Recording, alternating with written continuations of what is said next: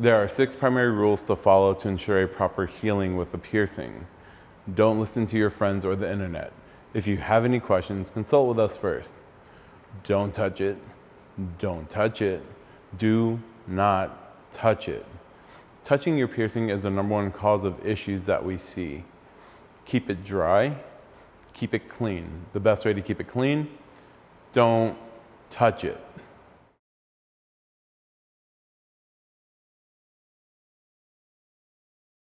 Touching your jewelry is the #1 issue we see with piercings. You touch iPads, doorknobs, keyboards, and toilets. All those things have germs.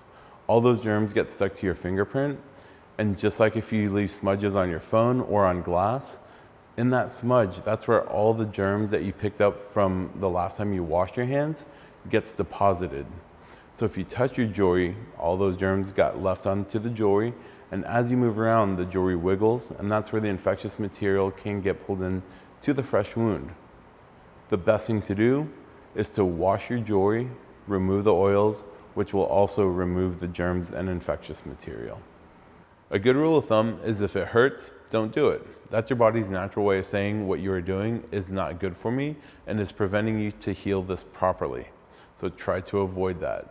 If you use toys, make sure you wash them before and after every use. That way it gets 2 washes in between uses, and any bacteria buildup that may occur during storage is rinsed off before you use it. If you have intercourse, make sure you use non-lubricated, non-spermicidal condoms or dental dams, even if you have a regular partner. This will help minimize bacteria transfer.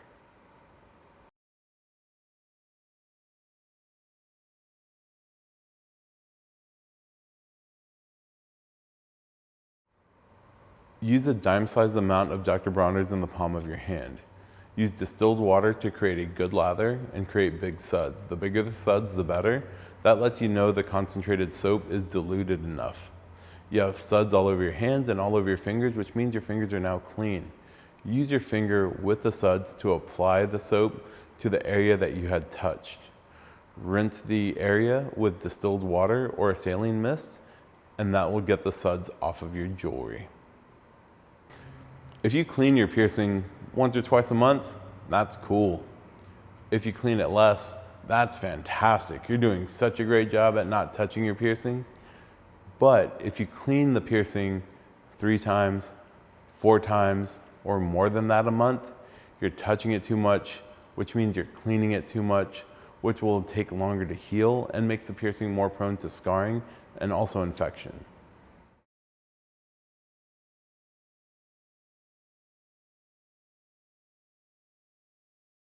Another thing you can do to help your body heal is to stay in good health. Eat well, sleep well, and take a multivitamin. The healthier you are, the healthier your piercing is. The faster your piercing heals, the less chance there is for scarring or infection.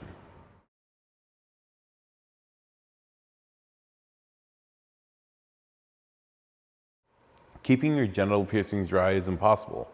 Stay out of natural bodies of water and avoid baths. Pools can have bacteria, harsh chemicals, and urine in it, which you do not want around your fresh wound. Natural bodies of water like lakes and rivers can have a lot of bacteria in it, along with fish poop, which you also do not want entering your body. Stick to showers, keep your showers short, jump in and jump out. As soon as you jump out of the shower, you can dry yourself off and mist the area with the saline mist to help neutralize the pH imbalance. After you apply it, you do want to let it air dry, so you can either stand in front of a fan or use a blow dryer with no heat. That helps, and no heat is very important.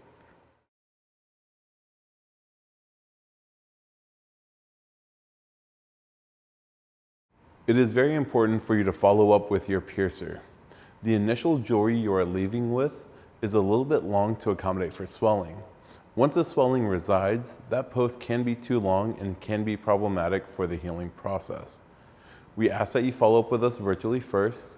Take clear and focused photos of the front, of the side where you see both front and back of the jewelry, and the back of the jewelry. The trick is not to fold your piercing over, pinch to zoom so it's clear and in focus. Email that over to us and we'll let you know how it's doing. Excessive length on the joy can be problematic after initial swelling. You must follow up with the piercer as instructed. Not following up with us can cause irritation and migration outside of our control. This will void our guarantee.